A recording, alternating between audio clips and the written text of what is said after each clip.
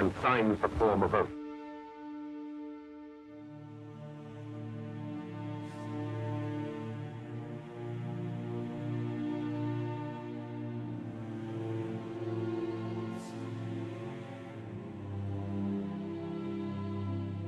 Climax of the ceremony has arrived, when the Archbishop gently sets this splendid emblem on the Queen's head.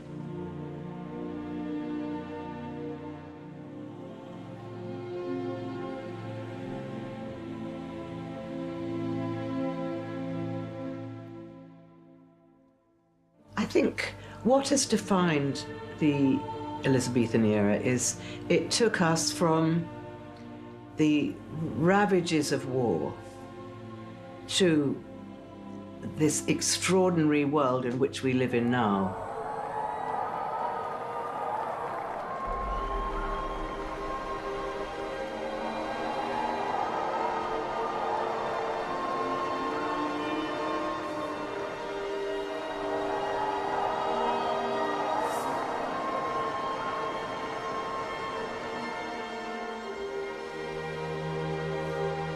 It actually defines the era of the greatest change the world has ever known. And yet, she managed to stay the same. Her dedication and devotion as sovereign never wavered. Through times of change and progress, through times of joy and celebration, and through times of sadness and loss.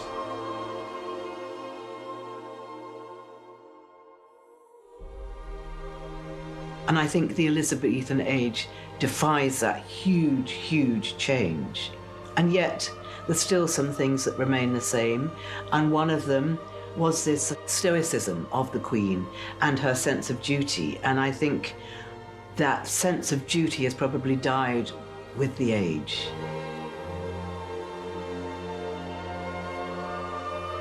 In her life of service, we saw that abiding love of tradition, together with that fearless embrace of progress, which makes us great as nation.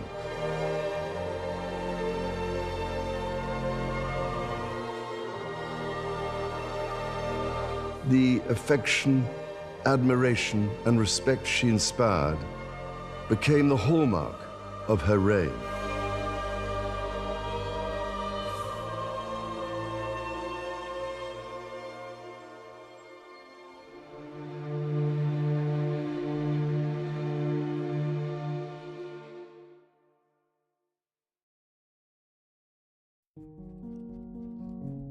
The Queen's life is one of the most deeply and thoroughly documented and monitored.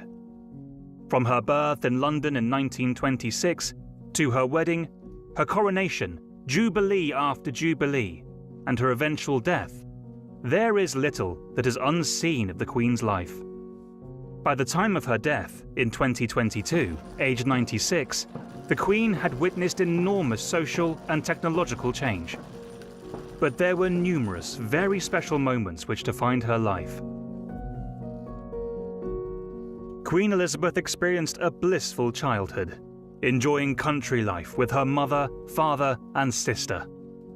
But the moment that would change everything was the difficult decision made by her uncle David, known as King Edward VIII.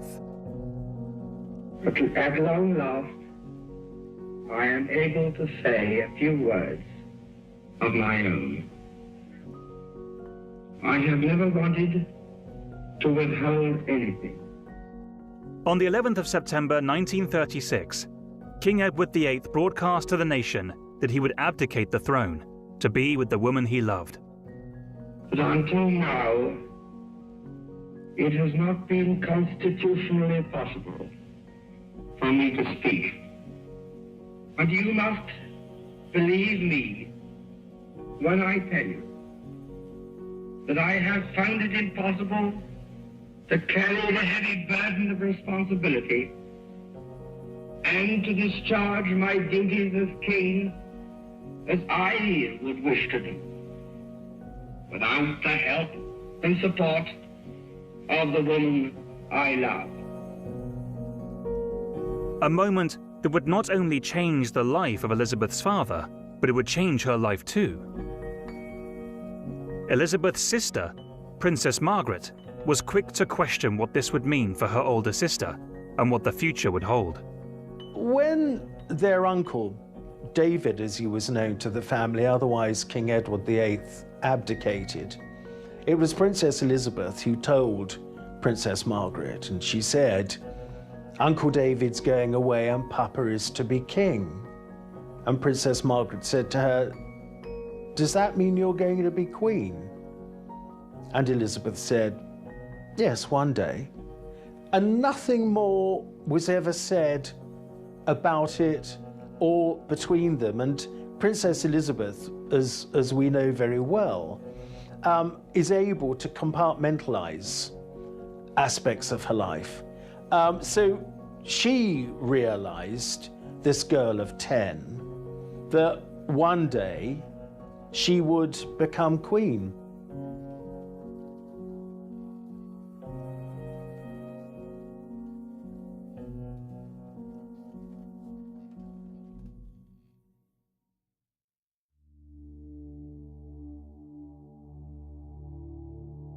Her relationship with her father, King George VI, was one of the most significant and important relationships in the young Elizabeth's life. Princess Elizabeth was very close to her father, always was. I mean, he absolutely adored Margot, Princess Margaret, and Margaret made him laugh, but he was very proud of Elizabeth. And he saw that sense of duty. He spotted it very early on, and he knew that she would be just the sort of queen that the country needed.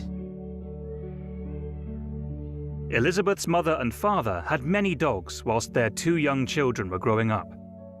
But George noticed Elizabeth's fondness for the corgi. In 1944, on her 18th birthday, the king gave Elizabeth a Pembroke corgi, which she named Susan. The two became completely inseparable. And even when Elizabeth married Prince Philip, she hid Susan under the rugs in the open carriage as they travelled across London on their way to their honeymoon. She was so enamored with Susan, she began to breed corgis. In her lifetime, it's believed she owned over 30 corgis and dorgies, all but 2 of which were descended from her beloved Susan. Those corgis were lucky enough to listen to meetings with prime ministers, presidents, and state officials, as well as wander the Highlands beside the Queen, and enjoy a sleep by the fire at Sandringham during the traditional Christmas holidays.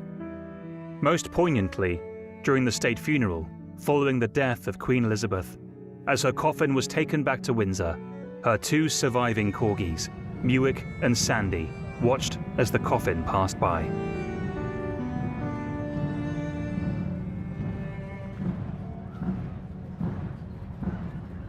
Elizabeth's sense of duty started at a young age, and she was carefully schooled in the ways of the royal court and the traditions of formal occasions and etiquette.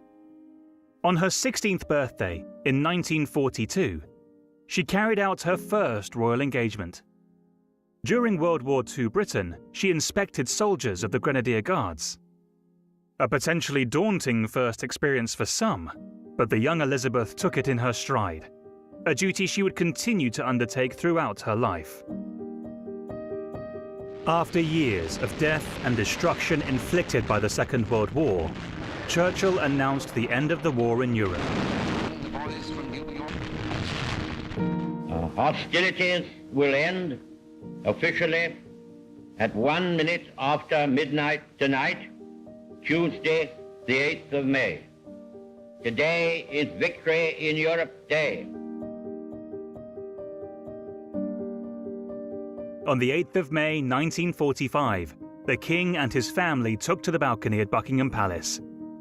The crowds cheering, "We want the King."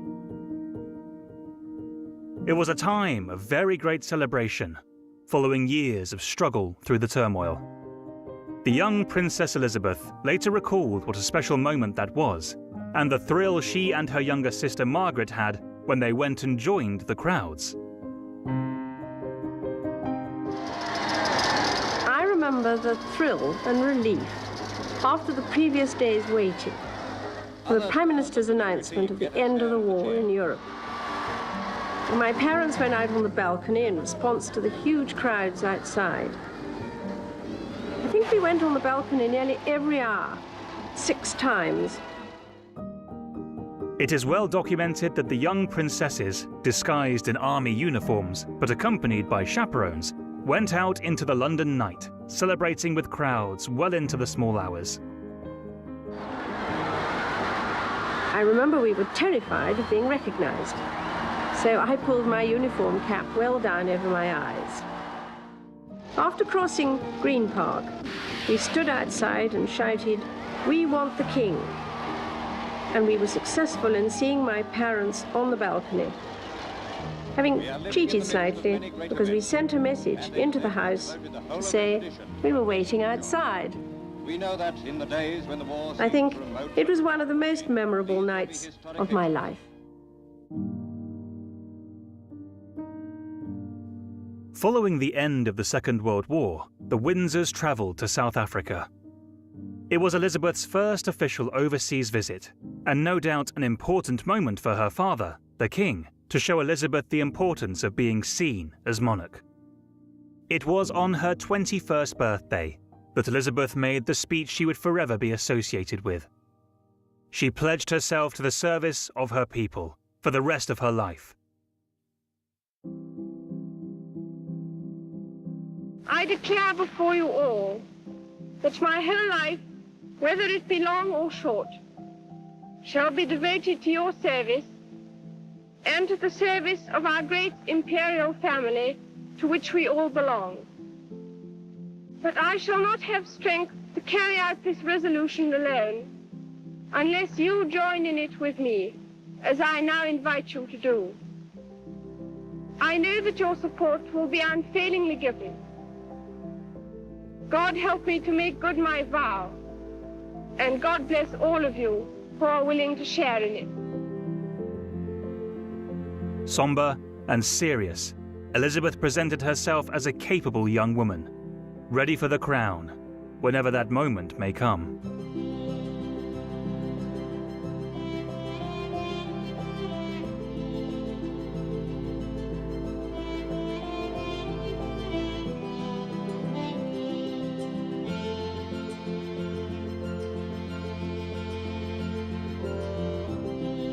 For any couple, marriage is a pivotal point in their lives, and an important moment of commitment.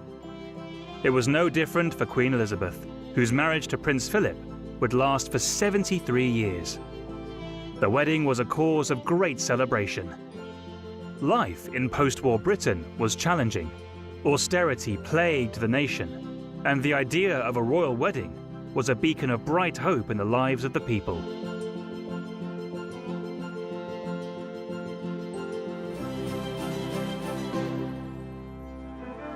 When her engagement to Lieutenant Philip Mountbatten of the Royal Navy is announced, the heart of the world is thrilled by the prospect of one royal wedding with a genuine aura of romance. A former Greek prince, Philip gave up his Greek citizenship to become a British subject. On the eve of the wedding, the King elevates him to the peerage, and he becomes officially His Royal Highness Prince Philip, Duke of Edinburgh, Earl of Merioneth, and Baron Greenwich.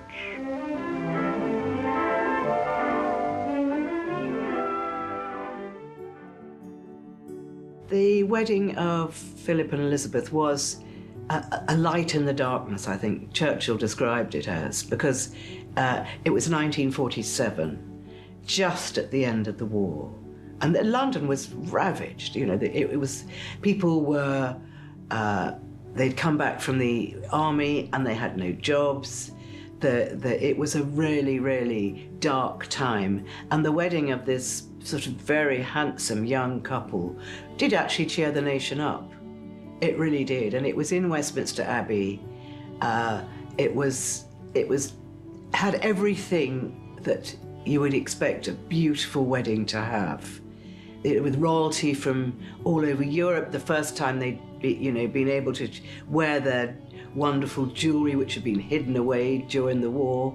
And it was magnificent, absolutely magnificent. And they all partied madly, and they just sort of thought, this is beautiful. This is a new Elizabethan age. This beautiful princess and her husband. Of course, nobody thought that she would become queen so quickly. In the great Abbey of Westminster, Elizabeth married the man of her choice. The ceremonial drive reflected her happiness. For had she not declared as a young girl, "When I get married, I shall make my husband as happy as Mummy has made Papa." Before leaving on their honeymoon, the young lovers made a picture that found it treasured in the album. The bride and bridegroom appeared before the cameras. The princess was now seen in the full splendor of that exquisite pearl-encrusted wedding gown, which has truly been described as something out of a fairy tale. In an exquisite dress designed by Norman Hartnell, Elizabeth married her handsome naval officer in Westminster Abbey on the 20th of November 1947. It was one of the happiest days of the late Queen's life, and one she would recall fondly. The wedding was broadcast by BBC Radio to more than 200 million people worldwide. The King, the Queen, and Queen Mary all reflected the joy of the occasion as they took their places in a memorable group.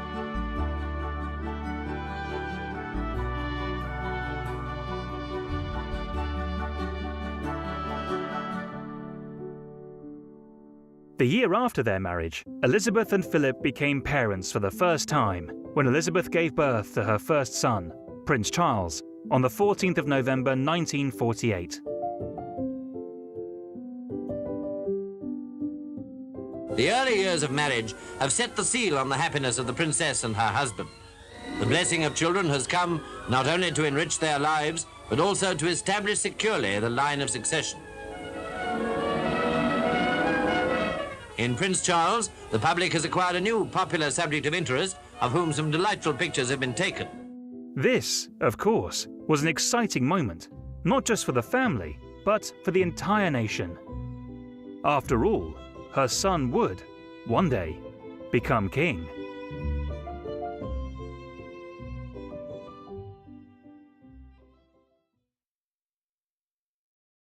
It was in Kenya, at the Royal Hunting Lodge, that the news of the king's death reached his daughter.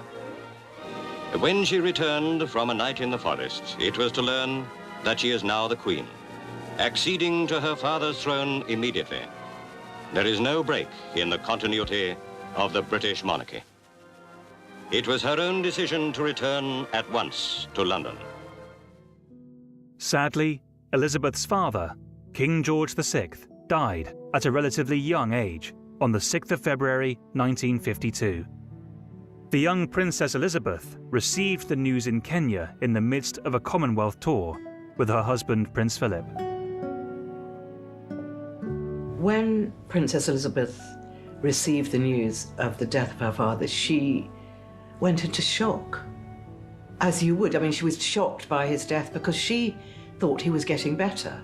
Everybody within the family thought the king was getting better. He was at Sandringham, he'd been out shooting, he'd had a wonderful day, he was with friends, and as Princess Margaret said much later in an interview, he died just as he was getting well. But of course he wasn't really getting well, they thought he was, so it was a huge shock to her.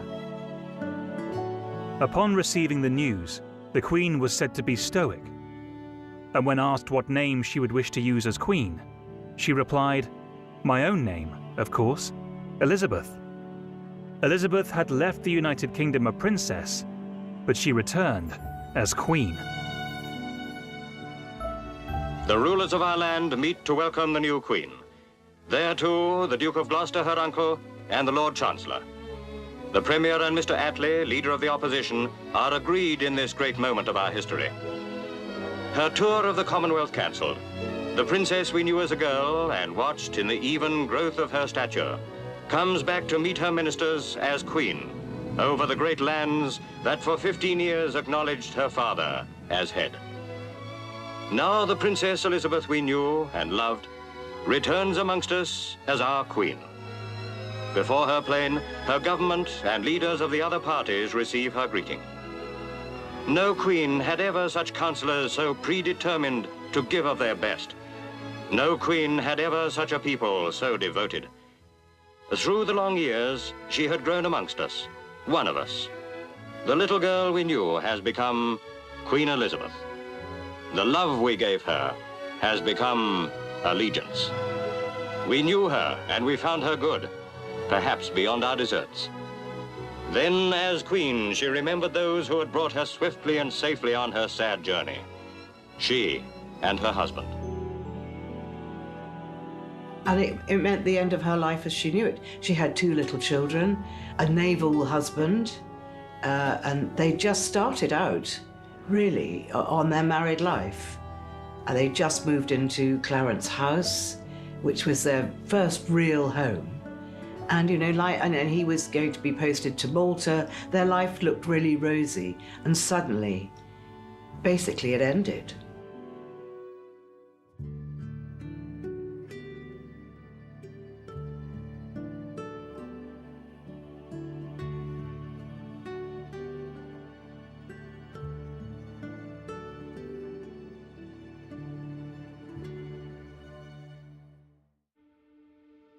The Queen's coronation was one of the most important moments of her life.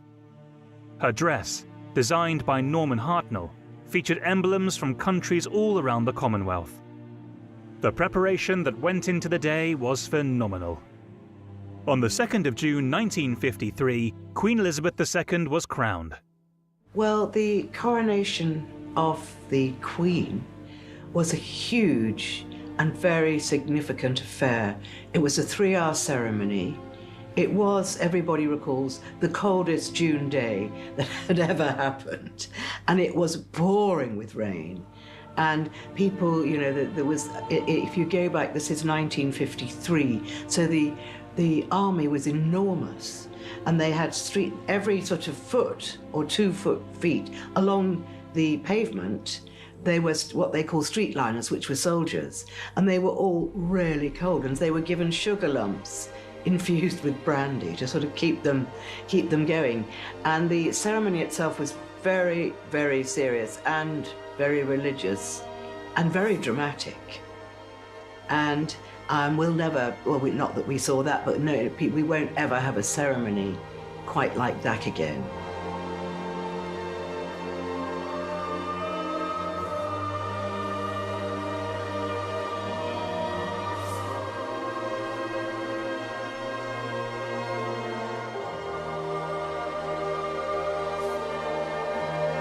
In her solemn manner, she took the coronation oath, and the crown was bestowed upon her head. A great moment in British history, as well as in her own life.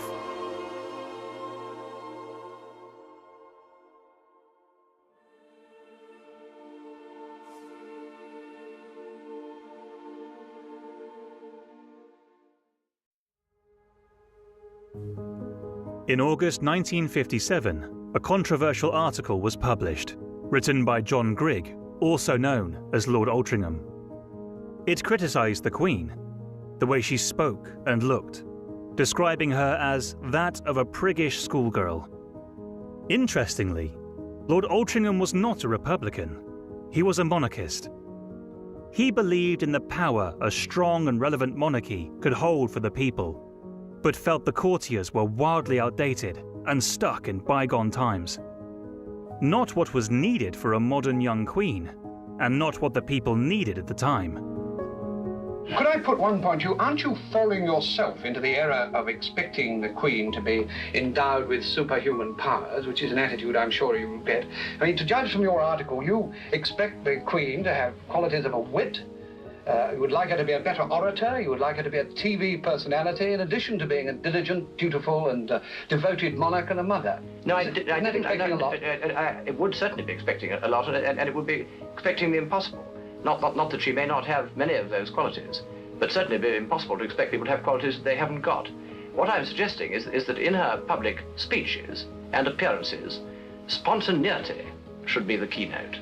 There are obviously certain speeches which have to be rather carefully prepared and which are of their very nature rather ceremonial.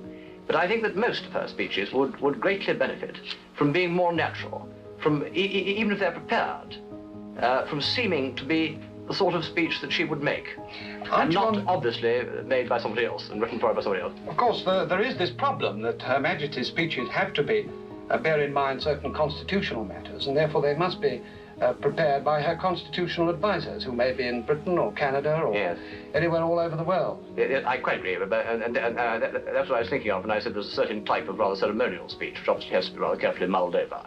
But let's face it, I mean, there are masses of speeches of a more informal kind, or which should be of a more informal kind, which are at the moment made in a thoroughly formal way.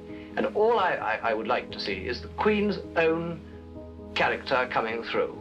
And I know that if her character is allowed to come through, the effect will be terrific. The effect at the moment is, frankly, not terrific. And that's not a criticism of her, that's a criticism of the way the thing is organised. There was outrage at his criticism at the time. So much so, he even got slapped across the face. But Lord Altrincham persisted. He suggested multiple reforms to help the monarchy modernise and to become more relevant. The monarchy had to open up and be more visible. And one of his suggestions was that she broadcast her Christmas speech on television, which she went on to do in December 1957. A moment that changed how the next 64 Christmas messages would be shared. Today is another landmark, because television has made it possible for many of you to see me in your homes on Christmas Day. I cannot lead you into battle. I do not give you laws or administer justice. But I can do something else. I can give you my heart and my devotion to these old islands and to all the peoples of our brotherhood of nations. The Queen spent a great deal of time travelling and visiting other countries. She plays an important role in aiding Britain's diplomatic relationships. One of Her Majesty's memorable visits abroad was to the Federal Republic of Germany, known as West Germany, in 1965. Queen Elizabeth's state visit to West Germany is turning into a personal triumph. It was the first visit made by a British royal since 1913, and an attempt to help reconcile the countries following the war. She was received very well, and the visit helped to restore the relationships between the countries. It was one of the most historically significant visits she made in her 70-year reign.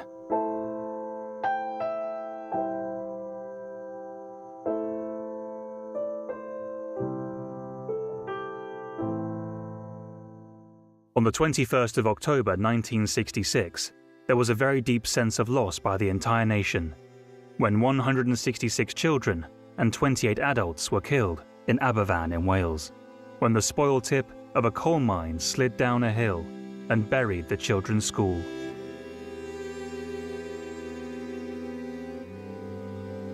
Prince Philip, Lord Snowdon, and Prime Minister Harold Wilson visited Aberfan the following day. After 8 days, the Queen visited Aberfan, trying to find some way to offer some words of comfort in a small town, stunned by the enormity of the tragedy and their very own personal losses.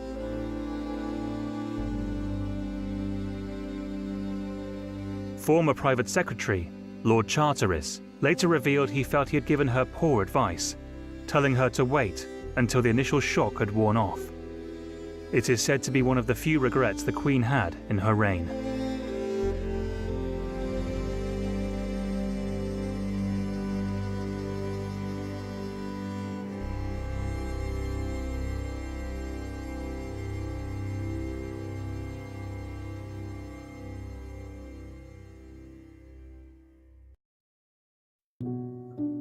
The Queen had a special relationship with her Prime Ministers, but her first, Sir Winston Churchill, was known to be one of her favourites. Not only did he help her grow into her role as monarch, but the two were tremendously fond of one another, sharing in the same sense of humour. Well, the Queen got on very well with her first Prime Minister, with Sir Winston Churchill, and they really used to laugh together. And of course they had the mutual love of horses and racing, so that was an immediate leveller. And I think that Churchill treated Elizabeth as a little bit of a sort of daughter to him, and he really, really tried to help her. But of course, in things like the Townsend situation. You know, he dug his heels in, but on the whole, he was very, very close to her, and they had a wonderful relationship. Probably, in fact, she says, it was the best relationship with any prime minister she's ever had. Unfortunately, Winston Churchill died on the 24th of January 1965, aged 90. Protocol dictates the Queen should be the last person to arrive at any function, but the Queen chose to break with tradition on the occasion of his funeral, and she arrived before his family. They were then asked to join the Queen. This was an extraordinarily sad occasion for so many, including the Queen. The loss of a true statesman, a veritable and courageous war hero, and the most admired and revered leader of the time. Tens of thousands gathered and waited in line to pay their respects. Churchill was undoubtedly one of the most renowned political figures and leaders of all time. With such a reputation, it was clear that there was a great sense of mourning around the nation upon his death. It was decided that he would have a state funeral, a very rare occurrence, usually reserved for royalty and people of very great significance.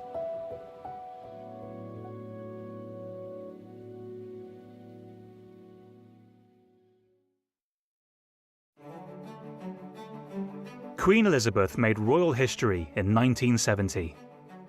Whilst on tour in Australia, she conducted the very first walkabout. Though common today, walkabouts were not part of royal life until the Queen started the tradition. Crowds might only catch a glimpse of the royals driving by. This completely changed the way royal engagements would be carried out, one of the many ways in which the Queen modernised the ways of doing things.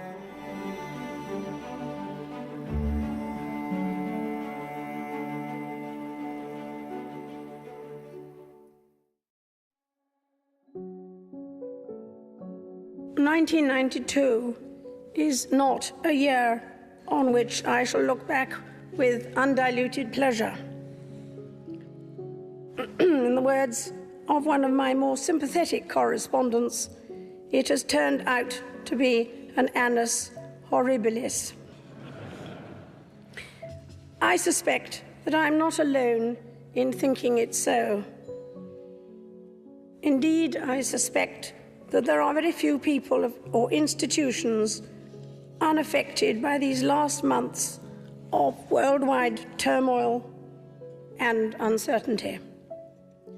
This generosity and wholehearted kindness of the Corporation of the City to Prince Philip and me would be welcome at any time, but at this particular moment, in the aftermath of Friday's tragic fire at Windsor, it is especially so. On the 20th of November 1992, a fire broke out in Windsor Castle. The Queen spent much of her time residing in Windsor, and it was well known to be one of her favourite residences. As the fire blazed, the Queen was spotted speaking with emergency workers outside. She was said to be terribly upset. The fire began in Queen Victoria's private chapel, quickly spreading to St. George's Hall. 225 firemen spent hours battling the flames. Unfortunately, the fateful event marked the end of the Queen's most unfortunate year, which she later referred to as her annus horribilis. Prince Philip chaired the Restoration Committee, working hard to restore 115 destroyed rooms. 5 years later, on the 20th of November 1997, the Queen and Prince Philip's 50th wedding anniversary, the restoration work was completed. This was a happy day for the Queen, celebrating the completion of the restoration of her beloved Windsor Castle, and 50 years with the man she loved. At a lunch held at Banqueting House in London, the Queen made a rare comment on her relationship with her husband. Yesterday, I listened as Prince Philip spoke at the Guildhall, and I then proposed our host's health. Today, the roles are reversed. All too often, I fear Prince Philip has had to listen to me speaking. Frequently, we have discussed my intended speech beforehand, and as you will imagine, his views have been expressed in a forthright manner. He is someone who doesn't take easily to compliments, But he has quite simply been my strength and stay all these years. And I and his whole family, and this and many other countries, owe him a debt greater than he would ever claim, or we shall ever know. Prime Minister, thank you for helping us to celebrate a very special day in our lives.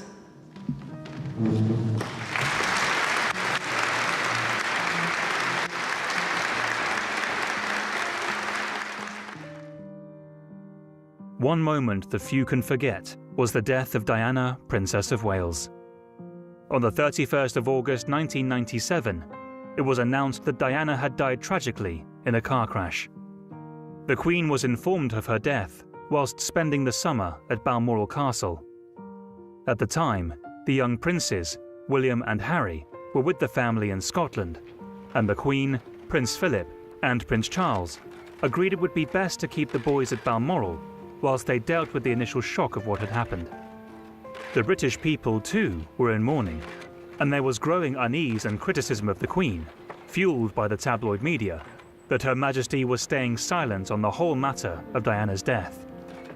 Reacting quickly to the media furore, the Queen and the rest of the family travelled back to London, making a live speech from Buckingham Palace and offering her own touching tribute to Diana. It was a speech unlike any she had given before, and a real defining moment in her reign. First, I want to pay tribute to Diana myself. She was an exceptional and gifted human being.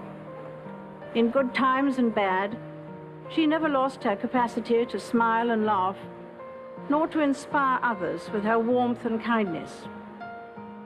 I admired and respected her for her energy and commitment to others, and especially for her devotion to her two boys.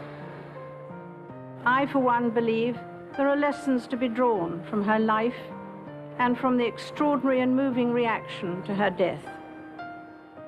I share in your determination to cherish her memory. I hope that tomorrow we can all, wherever we are, join in expressing our grief at Diana's loss and gratitude for her all-too-short life. It is a chance to show to the whole world the British nation united in grief and respect.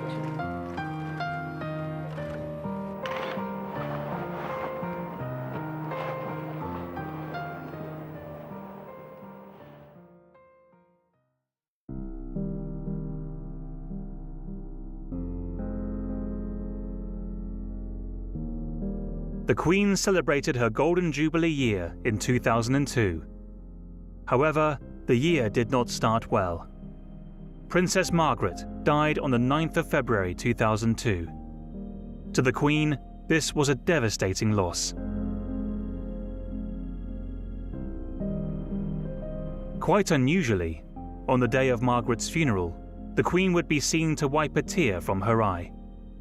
It is not often the Queen loses her composure and indicates the level of love and affection she felt for her sister.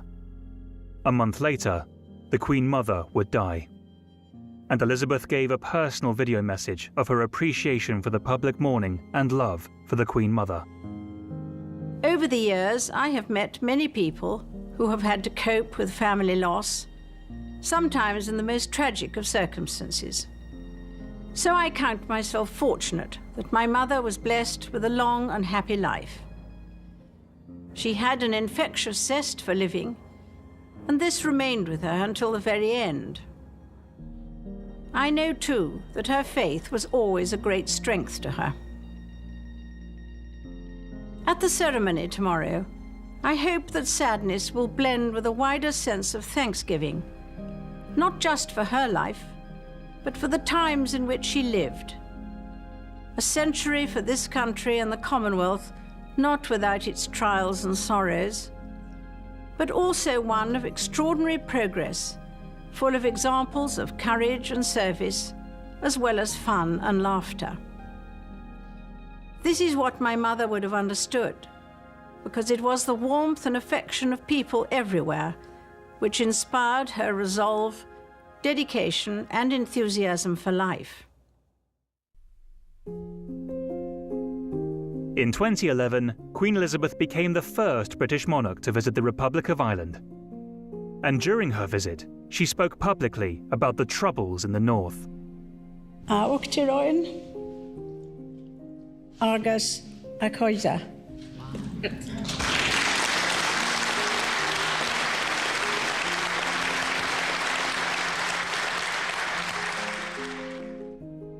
Madam President, speaking here in Dublin Castle, it is impossible to ignore the weight of history. It is a sad and regrettable reality that through the history our islands have experienced more than their fair share of heartache, turbulence and loss. The following year, the Queen shook hands with former IRA leader Martin McGuinness. A symbolic moment of forgiveness and reconciliation, which, for many, welcomed a new era of peace. Good. It went really well. Mr. McGuinness was delighted, but not a convert. I'm still a Republican. Martin, how was it to meet the Queen? Very nice. The role of a monarch is serious. Every day, the Queen would review the contents of her famous red box, take important meetings with prime ministers or diplomats, and attend engagements all around the country. But the Queen was known for her sense of humour, and occasionally the public have been treated to a small glimpse of that side of her. When the Olympics came to London in 2012, the Queen made a rather grand entrance. It was later revealed that the producers originally had not planned for her to speak. But the Queen insisted on saying those immortal words.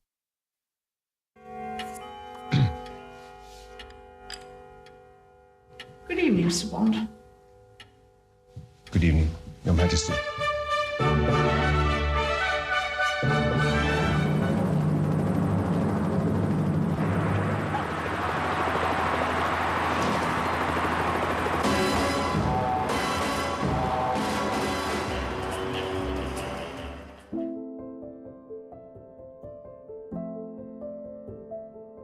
One of the Queen's great passions was horses.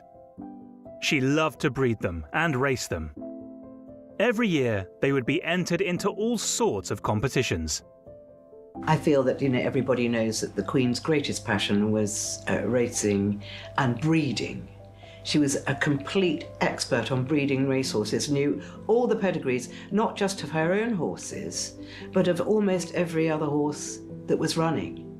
So she had an encyclopedic knowledge of racing, which was unsurpassed. I don't know this, but her trainers have said that she had this extraordinary knowledge and this wonderful interest. And, no one will be able to replace that. That was her main outlet. I mean, obviously she loved riding, but it was really racing. And riding was really a hobby for her. I mean, she never really rode competitively. She used to do a little bit of competitive carriage driving when the Windsor Horse Show very first started, but she wasn't a competitive rider, but she allowed her competitive spirit to come through in her racing and her breeding. And there was nothing more exciting to her than to see one of the horses that she'd bred win a race. In 2013, her trusty horse Estimate won the Royal Ascot Gold Cup, the first reigning monarch to win the coveted prize in the 207-year history of the race. Estimate has a neck in hand of Cimarron, a royal win in the Gold Cup. Estimate has done it. And the Queen is watching her filly Estimate win the race for which she is meant to present the trophy. Her Majesty the Queen only presents 2 trophies during Royal Ascot, and look at the delight there, the sheer joy. Magnificent scenes, the crowd seeing that as well on the big screen and responding with laughter and with applause. Queen Elizabeth was delighted when she saw Estimate pass the finish line. Her famous smile, ear to ear, and for a fleeting moment, away from her public duties, she was seen reveling in her greatest joy.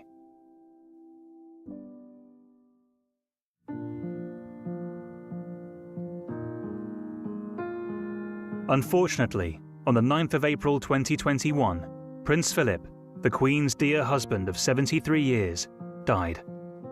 He had always been her greatest support. Indeed, she described him as her strength and stay. I'm sure that losing Philip was absolutely dreadful for her. Again, she's very stoic, and it's not as though it was unexpected. He'd been on a downward path for a few months, so she knew that he wasn't going to last forever. She also knew he didn't want to live to be 100, and she knew how stubborn he was. So I think she probably felt a bit of relief for him, because he was no longer in pain, and he'd gone very peacefully, and I think that was very important to her. And also, the Queen is extremely religious, and her faith would have held her together. I don't think there would have been an outpouring of tears. I think she just sort of withdrew into herself, which is what people of her kind of caliber do. She wouldn't have shown any great emotion, even to her children, I wouldn't imagine, but it would all be inside of her. So his passing was a terrible loss to the Queen. Due to the COVID-19 restrictions, only 30 people were allowed to attend his funeral. In heart-wrenching images, the Queen was pictured alone wearing her face mask. A leader by example, she suffered that loss and followed the same rules as everyone else.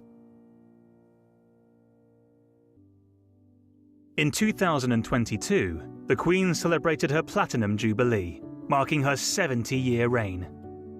The main celebrations spanned a long weekend, including the Trooping of the Colour and service of Thanksgiving.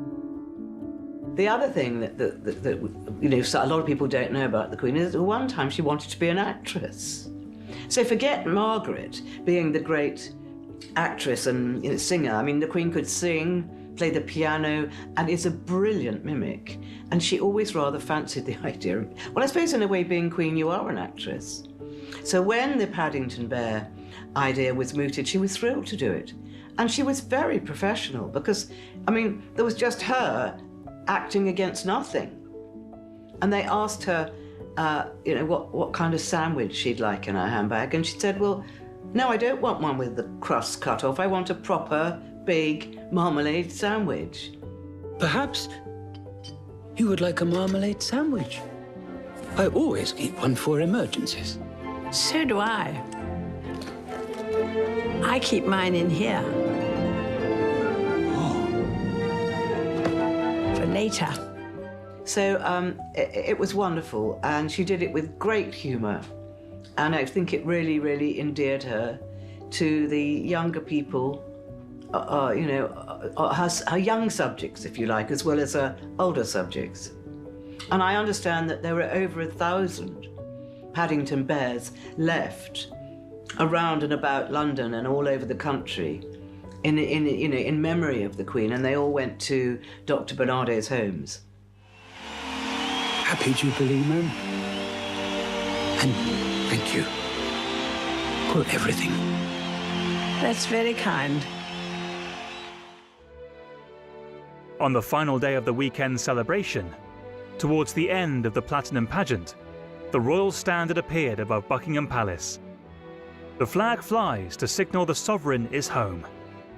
The crowds went wild with excitement and surprise. The Queen, accompanied by her closest family, stepped out onto the balcony.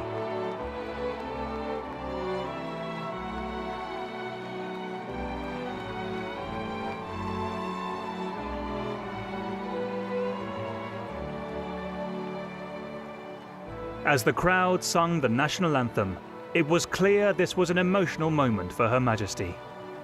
Perhaps she knew it would be the last time she would stand on that balcony.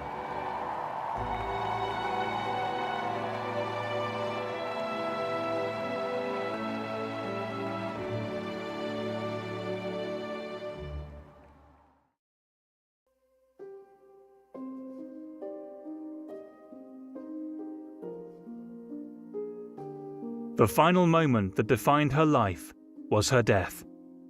On the 8th of September 2022, Queen Elizabeth II died in Balmoral, Scotland. The extreme outpouring of grief was felt not just within the country, but around the world. It became clear her example of service and duty has been felt worldwide. She remains an icon of the times. When it was finally announced that the Queen had died, there was an extraordinary outpouring of grief amongst the nation because, you know, the majority of the Queen's subjects had never known another monarch. And it was kind of the end of an era. It wasn't just her death, it was the end of an era. It was end of the Elizabethan age as we know it. And of course it was all so dramatic and so beautifully staged that made it even more poignant. The soldiers, the wonderful music, the people that used to work for the Queen, walking behind her coffin was very, very moving. And the crowd, we know, was crying. Or they were crying, or they were cheering, or they were just silent, completely silent. You could hear a pin drop. I remember when Diana died and the day of her funeral, you could just hear the birds. You couldn't hear anything else. No sound from the crowd. And that is a sort of real high emotion.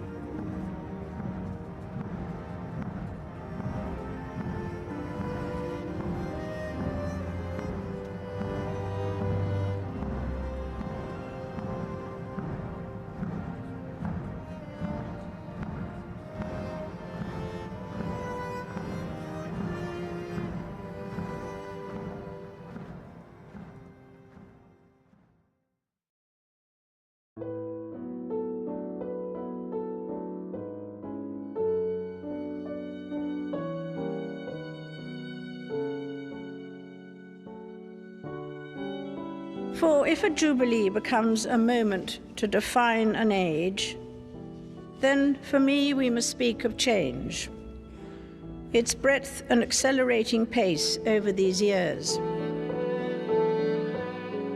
Change has become a constant. Managing it has become an expanding discipline. The way we embrace it defines our future.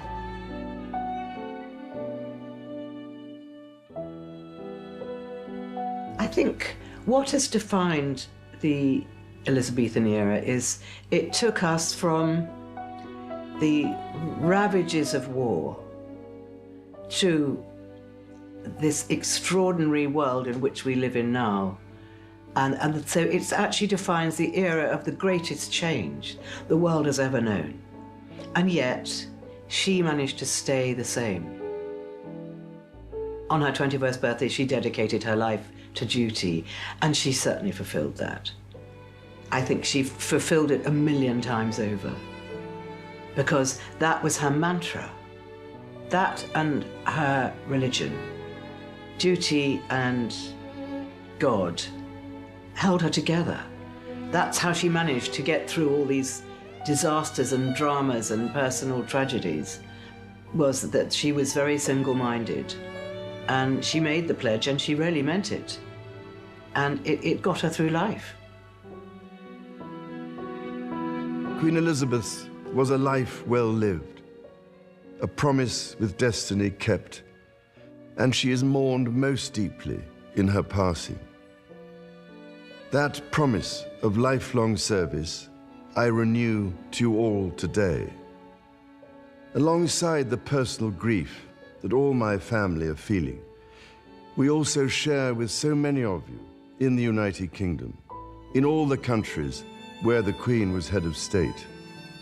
Thank you for your love and devotion to our family and to the family of nations you have served so diligently all these years.